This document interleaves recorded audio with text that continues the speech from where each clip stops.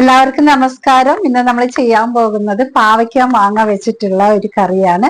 എല്ലാവരും ഉണ്ടാക്കുന്നതാണ്, എങ്കിലും ഞാൻ ചെയ്യുന്ന രീതിയാണ് കേട്ടോ നിങ്ങൾക്ക് കാണിക്കാൻ പോകുന്നത്. വളരെ സിമ്പിൾ ആയിട്ടുള്ള എന്നാൽ വളരെ ടേസ്റ്റി ആയിട്ടുള്ള അധികം സ്പൈസി അല്ലാത്ത ഒരു കറിയാണ് ഞാൻ തയ്യാറാക്കുന്നത്. പാവയ്ക്കയുടെ കയ്പൊന്നുമില്ല കേട്ടോ. അപ്പൊ ഞാൻ നിങ്ങളുടെ Kanakapilli. Welcome to traditional treats. അതിനു മുൻപ് എന്റെ ചാനൽ ആദ്യമായിട്ടാണ് കാണുന്നതെങ്കിൽ സബ്സ്ക്രൈബ് ചെയ്യാൻ മറക്കരുത്. അടുത്ത് കാണുന്ന ബെല്ല് കൂടി ഒന്ന് അമർത്തി ഒന്ന് സപ്പോർട്ട് ചെയ്യണേ. അപ്പോൾ നമുക്ക് വീഡിയോയിലേക്ക് പോകാം. അതിനു മുൻപ് ഇന്ന് നവരാത്രി തുടങ്ങുന്ന ദിവസമാണ്. അപ്പൊ എല്ലാവർക്കും എൻ്റെ നവരാത്രി ആശംസകൾ കൂടെ ഞാൻ അറിയിക്കുകയാണ് കേട്ടോ. അപ്പൊ നമുക്ക് വീഡിയോയിലേക്ക് പോകാം. വരും. അപ്പം നമ്മുടെ കറിക്കായിട്ട് ഇവിടെ എടുത്തിട്ടുള്ളത് ഒരു ഇടത്തരം പാവയ്ക്ക, ഒരു ചെറിയ മാങ്ങ, ഒരു ചെറിയ സവാള, 2 പച്ചമുളക് എരിവിന് ആവശ്യമുള്ളത് നമുക്ക് ചേർക്കാം. മുളക് പൊടി കുറച്ചേ ചേർക്കുന്നുള്ളൂ, അതാണ് ഇതിൻ്റെ ഒരു പ്രത്യേകത. നമ്മളെപ്പോഴും സ്പൈസി ആയിട്ടുള്ള കറികളിലേ കൂട്ടുന്നത്. അപ്പോൾ ഇടയ്ക്കിടയ്ക്ക് നമ്മളിങ്ങനെ ഇതുപോലെ സ്പൈസി അല്ലാത്ത കുറച്ച് കറികളൊക്കെ കൂട്ടി നമ്മൾ ശീലിക്കണം. അപ്പോൾ നമ്മൾ പാവയ്ക്ക് അത് ഇതുപോലെ തീയലിന് അരിയണ പോലെ തന്നെ കുറച്ചും കൂടി ചെറുതായിട്ട് കനം കുറച്ചിട്ട് അരിയണം. തീയലിന് കുറച്ചും കൂടെ കട്ടിയിൽ അരിഞ്ഞാലും കുഴപ്പമില്ല, പക്ഷേ ഇതിന് ഒരുപാട് കനം വേണ്ട. ആ പാകത്തിന് ഇതുപോലെ ഇങ്ങനെ ചെത്തി ഇടുന്ന പോലെ നന്നായിട്ട് മുറിച്ചെടുക്കുക.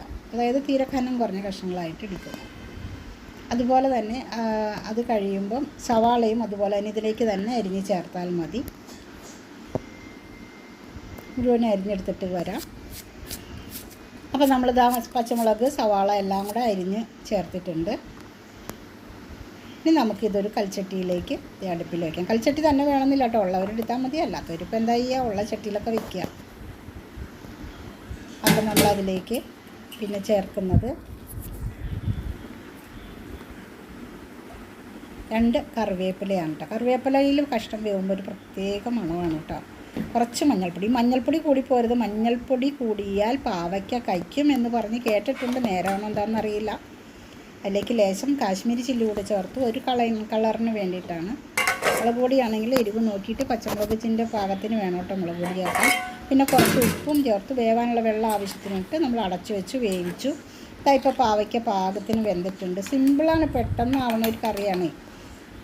ആവശ്യത്തിന് വെന്തിട്ടുണ്ട്. അതിലേക്ക് നമുക്ക് എടുത്ത് വെച്ചിട്ടുള്ള മാങ്ങ കഷ്ണങ്ങൾ ഇടാം. മാങ്ങ നിങ്ങളുടെ ആവശ്യത്തിന് ചേർക്കുക. ചിലർക്ക് പുളി കൂടുതൽ വേണം, ചിലർക്ക് കുറവ് മതി. അതിൻ്റെയൊക്കെ പാകത്തിന് ചേർത്തോളൂ കേട്ടോ. അപ്പോൾ മാങ്ങയും കൂടെ ചേർത്ത് അടച്ച് വെച്ച് വേവിക്കുക. മാങ്ങ വെന്ത് കഴിഞ്ഞാൽ മാങ്ങ വെന്തുവെന്ന് നമ്മൾ ഇളക്കി നോക്കുമ്പോൾ മനസ്സിലാവുമല്ലോ. അപ്പോൾ മാങ്ങ വെന്ത് കഴിയുമ്പോൾ നമ്മൾ നല്ലൊരു ഇവിടെ ഞാൻ എടുത്തിട്ടുള്ള പാവയ്ക്കയ്ക്ക് ഒരു അരമുറി തേങ്ങ മിക്സിയിൽ അരച്ച പാലെടുത്തിട്ടുള്ളതാണ്. 1-ാം പാലൊന്നുമല്ല, കുറച്ച് വെള്ളം ചേർത്ത് അരച്ച പാലാണ് ഒഴിച്ചത് കേട്ടോ. അങ്ങനെ നമ്മുടെ കറിയിലേക്ക് ഒഴിക്കുക. അതാണ് ഇതിൻ്റെ ഒരു പ്രത്യേക രുചി എന്ന് പറയുന്നത് കേട്ടോ. അപ്പം നമ്മൾ ഒന്ന് തിളച്ച ശേഷം കറി ഇറക്കി വെച്ചു. ഇനി താളിക്കാനുള്ള നമ്മുടെ കുഞ്ഞി ചട്ടി അടുപ്പിലേക്ക് വെച്ചിരിക്കുകയാണ്. പാല് ചേർത്ത് തിളപ്പിക്കാവോ എന്ന് നിങ്ങൾ ചോദിക്കും. ഇത് 1-ാം പാലല്ല, തനിപ്പാലല്ല എടുത്തിട്ടുള്ള വെള്ളം ചേർത്ത പാലാണ്. അതുകൊണ്ട് തന്നെ പതുക്കെ ഒന്ന് തിളച്ച ശേഷം ഇറക്കി വയ്ക്കാം. ഇനി നമ്മൾ കടുക് വറുക്കാനായിട്ട് എന്തൊക്കെ ചേർക്കുമെന്ന് നോക്കാം. വെളിച്ചെണ്ണയിലേക്ക് നമ്മൾ കടുക് ചേർത്തു.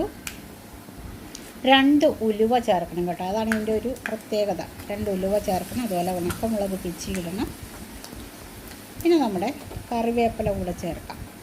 കറിവേപ്പില ഇല്ലാത്ത നാടൻ കറി ഉണ്ടോ അല്ലേ? കേരളത്തിലെല്ലാം കറിവേപ്പില ചേർത്ത കറികൾക്കാണ് രുചി.